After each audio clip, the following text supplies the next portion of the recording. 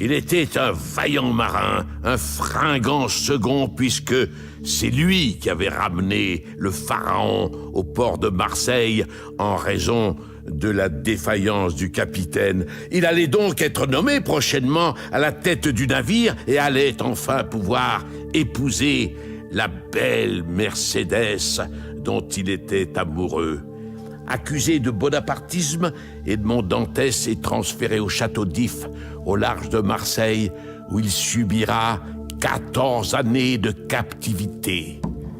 Mais en prison, il connaîtra l'abbé Faria, qui, sentant sa fin prochaine, lui confiera un secret, la présence du trésor des Borgia sur l'île de Monte Cristo.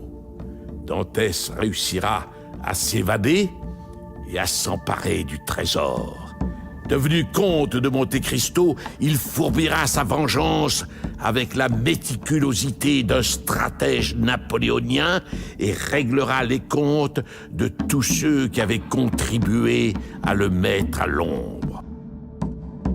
Chaque jour, des esquifs bondés de touristes appareillent pour le château d'If, où l'on visite la cellule numéro 34 et où l'on a creusé un tunnel reliant la cage de l'abbé Faria à celle de Dantès. La fiction a rejoint la réalité.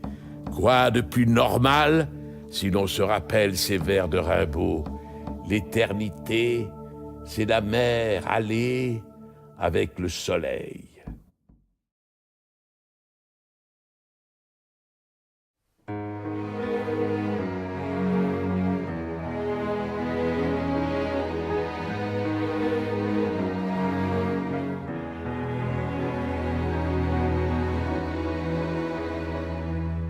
Le pharaon n'a plus de capitaine. C'est un jeune officier qui le ramène dans ce port où l'attendent les honneurs et la gloire. Mais ce bonheur est de courte durée, victime d'un complot bien préparé. Il sera arrêté, fait prisonnier d'État, jeté dans un cachot d'où l'on ne revient pas. Dantès,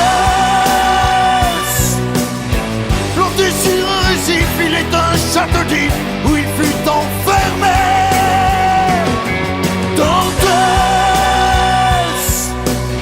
Prisonnier solitaire, sans espoir, sans lumière, privé de liberté. Mais le destin est son meilleur soldat,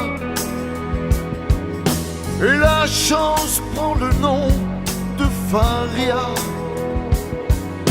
L'abbé plein de sagesse va lui montrer la voie, lui donner la richesse, le trésor des Borgia. Dantès, planté sur un récif, il est un château d'If où il fut enfermé. Dantès,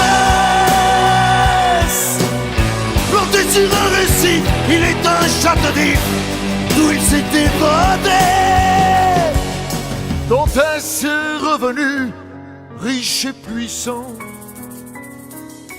la vengeance dans le cœur et dans le sang. Et d'une main de fer, il jettera aux enfers ces brigands, ces bandits qui l'ont trahi. Dantès, planté sur un récif, il est un château d'If d'où il s'est évadé. Dantès, planté sur un récif, il est un château d'If qui n'oubliera jamais.